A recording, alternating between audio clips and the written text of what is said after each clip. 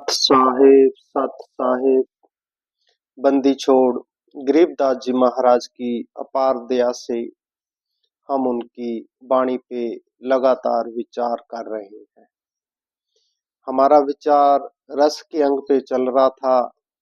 इसकी हमने काफी साखियां ली है, अब आगे की साखियां लेते हैं।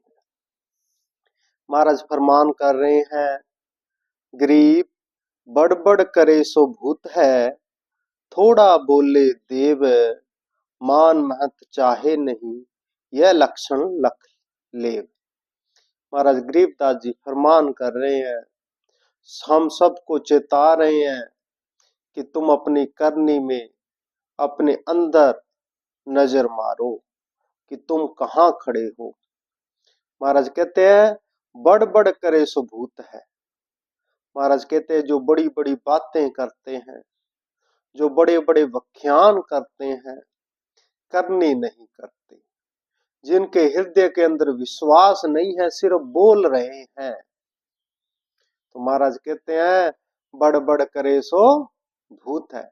वो तो भूत है, वो जीते ही भूत है, मरने के बाद तो भूत है ही है, वो जीते ही भूत है। महाराज कहते हैं जो सिर्फ खोखली बड़ाई करते हैं, खोखले काम करते हैं, सिर्फ दिखावा करते हैं, तो वो भूत के समान है भाई। फिर महाराज कहते हैं कि थोड़ा बोले देव, जो देव स्वरूप है, देव रूप है, जो उस परमात्मा में उस सतगुरु से मिला हुआ है, वो थोड़ा बोलता है। थोड़ा कैसे बोलता है? क्या वो बोलता नहीं? वो बोलता है, पर बोलता किन के सामने है? जो उसको समझने के पात्र हों, जो उसको समझने के लायक हों, जो उस मालिक के प्यारे हों, उनके लिए ही बोलेगा। और जो दुनिया का जो झमेला है, दुनिया का जो माया जाल है, उस पर वो कुछ नहीं बोलेगा। यही बात है। और जो बड़बड़ बोलते हैं, वो सिर्फ दुनियावी सामाजिक बातें करेंगे, वो परमात्म तत्व की बात नहीं करेंगे। और जो देव है, जो सतगुरु से मिले हुए हैं, वो सिर्फ और सिर्फ परमात्म तत्व की बात करेंगे और सभी बातों में वो मौन हो जाएंगे। महाराज कहते हैं मान महत चाहे नहीं, यह लक्षण लख ले। और जो उस परमात्मा से, उस सतगुरु से मिले हुए हैं, उनको ना तो किसी मान की लोड़, ना किसी इज्जत की लोड़, ना उन्हें किसी प्रशंसा की लोड़, ना उन्हें किसी शिष्यों के इकट्ठे होने से जरूरत। उनको दुनियावी रुतबे से क्या लेना देना, क्योंकि ये दुनियावी रुतबा तो नासवान है। और जो असल जो है, वो तो इज्जत, वो सम्मान जो है, वो तो सतगुरु के दरबार में लगेगा, मिलेगा। और उसके लिए तो कमाई करनी पड़ेगी, भजन सिमरन करना पड़ेगा, सतगुरु की संगत करनी पड़ेगी। और वो ये दुनियावी जो है, ये मान सम्मान, इनके चक्कर में पड़ता ही नहीं। और जो बड़ बड़ बोलते हैं, उनको सिर्फ और सिर्फ किसी ना किसी तरीके से इस दुनियावी मान सम्मान चाहिए, इस दुनिया में पैसा धेला चाहिए, इसके लिए वो बड़ बड़ बोलते हैं। और जो परमात्मा से मिले, उनको बोलने की कोई जरूरत है नहीं। फिर महाराज कहते हैं ग्रीब 10 इंद्री लारे लगी, 2500 प्रभाव, 3 गुणन सेवन करे, तुरिया पद में आप।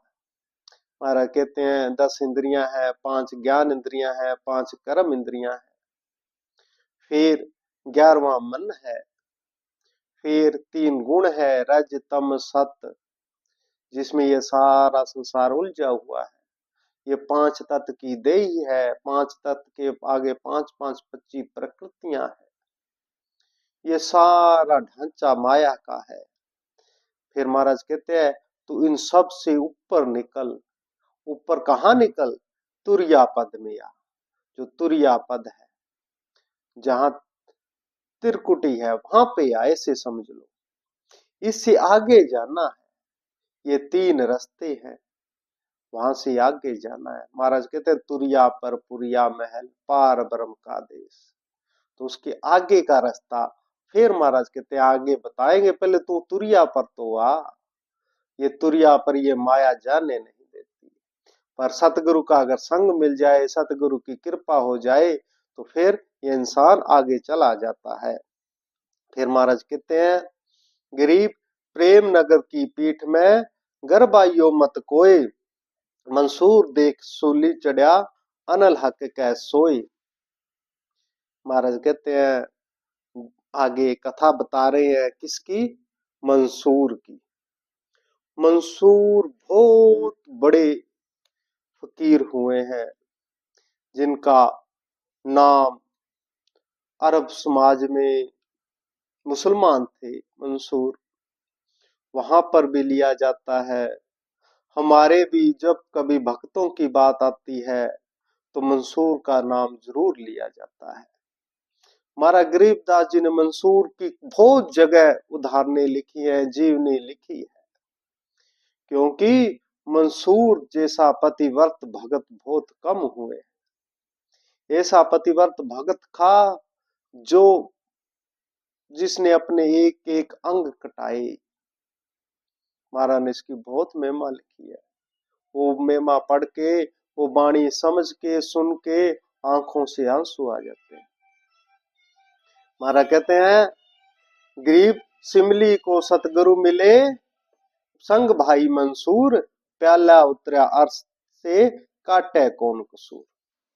तो मंसूर की कथा ऐसे है कि ये अरब के थे, अच्छे घर के थे। तो एक इनकी बहन थी सिम्बली, और वो उस समय अरब के, जब हम महाराज ने जो अरब के भगत हुए उनकी कथाएं लिखी आगे, तो वो जब लेंगे, जैसे राबिया की लिखी है, हुसैन की लिखी है, हसन की लिखी है, फातिमा की लिखी है, मंसूर की लिखी है, ऐसे बहुत सी कथाएं लिखी है। उस समय ये सारे के सारे जो शिष्य हुए ना, ये सारे शिष्य हुए ससम तबरेज के। एक सूफी के लो, एक अरब में एक संत के लो, वो ससम तबरेज थे, उनके ये शिष्य हुए था सारे। तो वो एक महान संत थे जो उस मालक से भेद थे। तो ये सिमली उनकी कुदरती सत्संग में जाने लग गई, इसके अंदर ज्ञान प्रकट होने लग गया। तो हौली हौली बात चलने लगी कि ये लड़की जो है एक संत के पास जाती है, एक फकीर के पास जाती है, ऐसी चर्चा होने लग गई। तो ये चर्चा चलती चलती, कहते हैं, मंसूर को कुछ ने कहा, भाई मंसूर, तेरी बहन जो है एक फकीर के साथ में जाती है। एक दिन मंसूर ने सोचा क्यों ना इसने रंगे हाथों पकड़ लिया जाए। तो मंसूर सिमली के पीछे पीछे चला, अंदर कुटिया के अंदर, झोपड़ी के अंदर मंसूर देख रहा है कि वो संत और सिमली दोनों बैठे हैं। चर्चा हो रही है, ज्ञान की चर्चा हो रही है। मंसूर बाहर खड़ा देख रहा है, झरोखे में से देख रहा है ये क्या करते हैं। जब फिर महाराज ने लिखा, गरीबदास जी ने, कि सिमली को सतगुरु मिले, संग भाई मंसूर, प्याला उतरा अर्श ते काटे कौन कसूर। तो ससुम तबरेज ने प्याला में कोई ज्ञान का प्याला, अमृत प्याला प्रकट किया, खुद भी लिया, सिमली को दिया। तो सिमली ने कहा, सिमली को पता लग गया था भी भाई तेरे पीछे पीछे आ रहा है आज, और पता था भाई वो बाहर खड़ा है। तो महाराज ने कहा, महाराज से कहने लगी, भी महाराज मैं ये पी लूं और किसी और को भी दे सकती हूँ। तो कहने लगे भी दे सकती है। तो उसने मतलब जोर से वो प्याला जहां मंसूर खड़ा था उस तरफ मारा चला के। तो क्योंकि कच्चा था, सरकंडे थे, उनमें से एक दो बूंदे जो है मंसूर के मुख पर लग गई, जीभ पर लग गई, ऐसे समझ लो। महाराज गरीबदास जी ने उस समय का हाल लिखा। कहते हैं, गरीब प्याला पिया ना प्रेम का, जूठी लब को चाट, ना जानो क्या होएगा जो गए कलाली हाट। कहते हैं कि मंसीर, एक जगह महाराज गरीबदास जी लिखते हैं, छींट छींट लगी मंसूर को। कहते एक जो है बूंद लगी मंसूर को, तो महाराज कहते हैं उनसे ही मंसूर, उस परम ज्ञान खुल गया मंसूर का। महाराज कहते हैं ना जानो क्या होएगा, भाई पता नहीं क्या हो जाता अगर मंसूर वो पूरा प्याला पी लेता। तो देखो सतगुरु की रहमत कैसे मंसूर पे बरसी।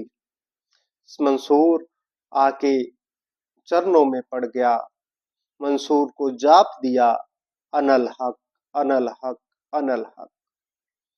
मंसूर अनल हक कर रहा है, उस अनल हक की अवस्था को पा गया। अनल हक कहते हैं हमारे संत समाज में, हम अनल हक को कहते हैं सोहम सोहम सोहम। तो सोहम शब्द दिया, इससे समझो किसको, मंसूर को। पर शब्द नहीं, मंसूर ने सोहम की अवस्था प्राप्त कर ली। शब्द नहीं, मंसूर ने सोहम की अवस्था प्राप्त कर ली। सोहम की जो परम अवस्था है, अनल हक की परम अवस्था है, वो मंसूर ने प्राप्त कर ली।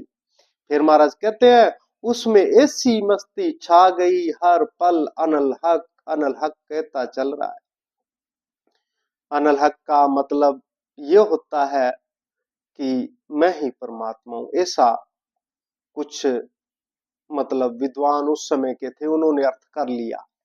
और उन्होंने कहा इस्लाम धर्म में तो एक ही अल्लाह है और मोहम्मद साहब उसके एक ही पैगंबर है, और ये कहता है मैं अल्लाह का रूप हूं। तो मंसूर को बुलाया गया, राजा ने बुलाया, कहने लगे मंसूर ये अनल हक कहना बंद कर दे। मंसूर कहता अनल हक अनल हक। वो कहने लगे भाई हम तेरे को समझा रहे हैं, नहीं तो मौत के घाट उतार दिया जाएगा। मंसूर तो अनल हक की धुन में मगन है।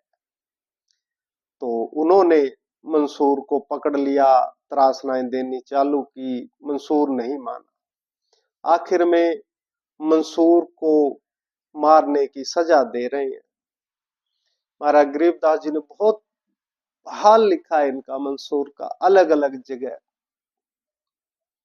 तो कहते हैं मंसूर को चौक पे बांधा गया और सबको हुक्म हुआ कि इसके पत्थर मारो।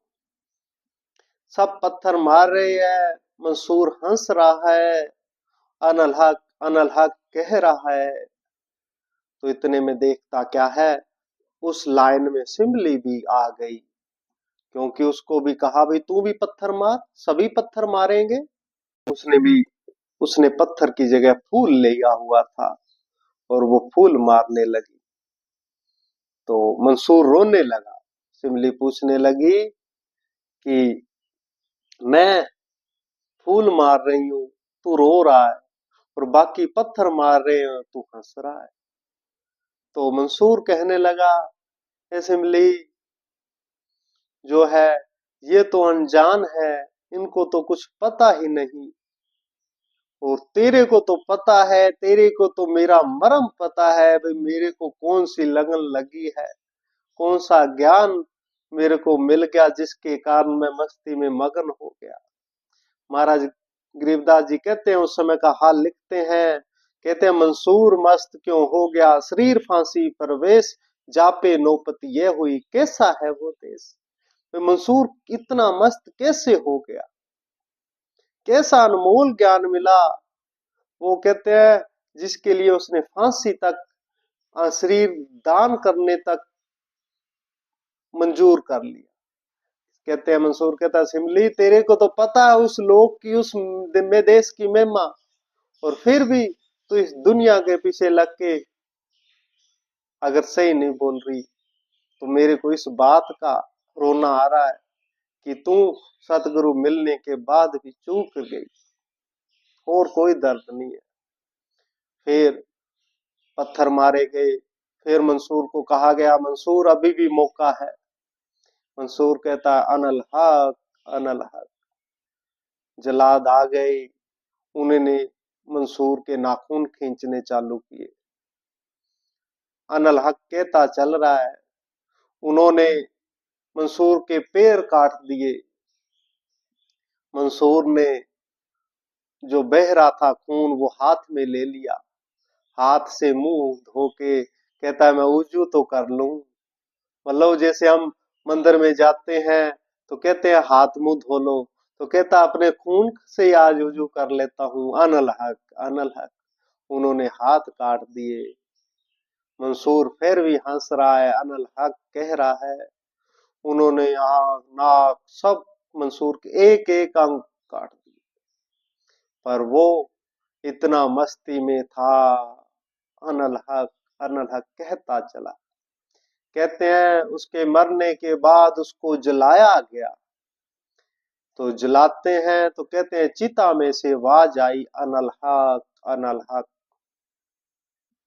क्योंकि मुसलमान कहते हैं भाई जो काफर होता है उसको जलाते हैं और मुसलमान दफनाते हैं। कहते ये काफर हो गया, इसको जलाओ। कहते हैं चिता में से आवाज आई, अनल हक। फिर उसकी राख इकट्ठी करके समुद्र में पानी में बहाई गई, तो कहते हैं वो पानी चलती हुई राख भी अनल हक कहती जा रही है।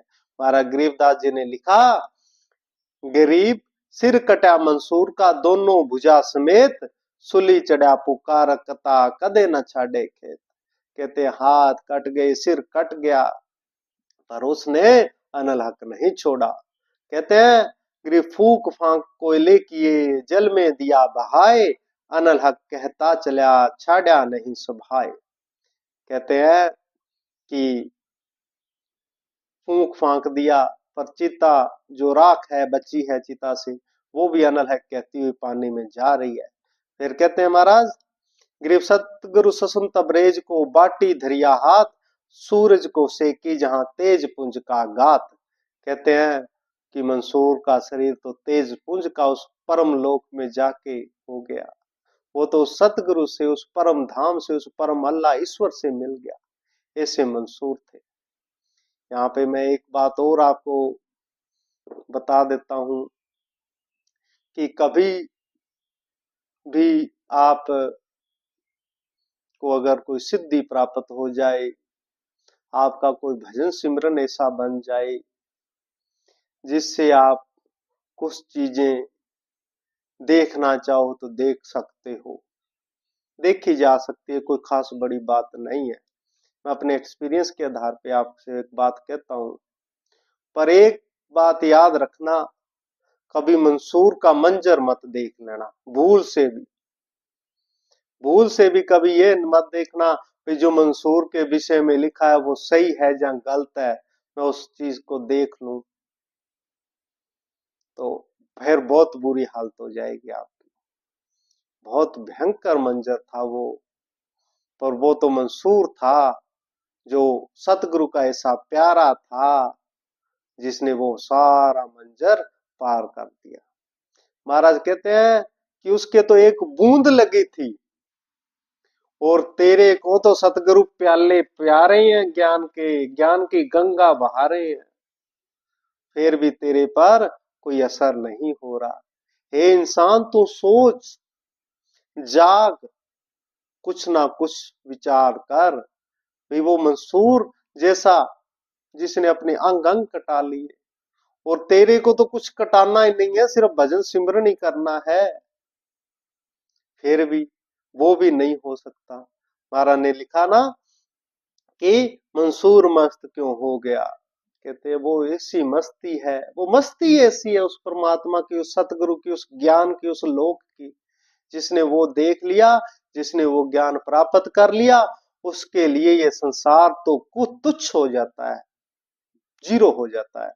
महाराज ने लिखा, गरीब जरबर कोयला हो गया मतवाला मंसूर, इश्क लगाया रब से प्रेम नगर घर दूर।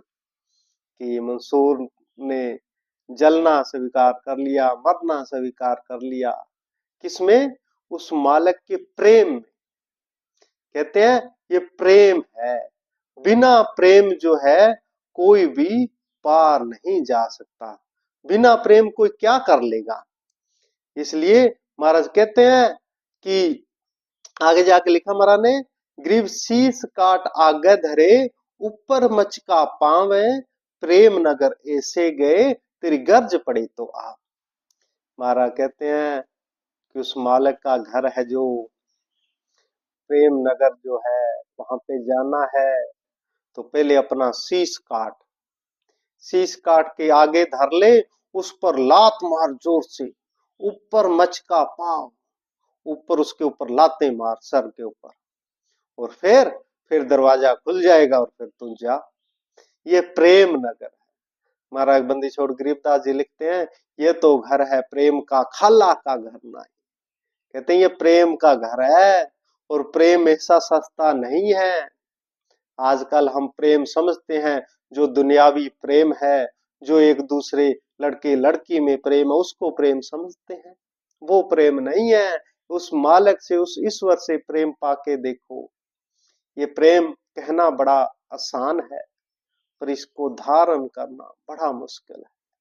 भगवान श्री कृष्ण ने उद्धव से कहा था, ये तो प्रेम की बात है उद्धव, ये प्रेम की बात है उद्धव, ये जो बंदगी और ये भक्ति है तेरे बस की बात नहीं है, तो उन गोपियों से जाके पूछ। तो उद्धव ने जब वहां पर गोपियों का प्रेम देखा, तो उद्धव जैसा परम ज्ञानी परम विद्वान ने भी हाथ खड़े कर दिए। तो ये तो उस मालिक की रहमत होती है, उस मालिक की दया होती है, तभी वो प्रेम प्रकट हो सकता है। महाराज कहते हैं, गरीब कर लाली के कलश की लगी छींट मंसूर, फूल फूल प्रवेश है शब्द समाना नूर।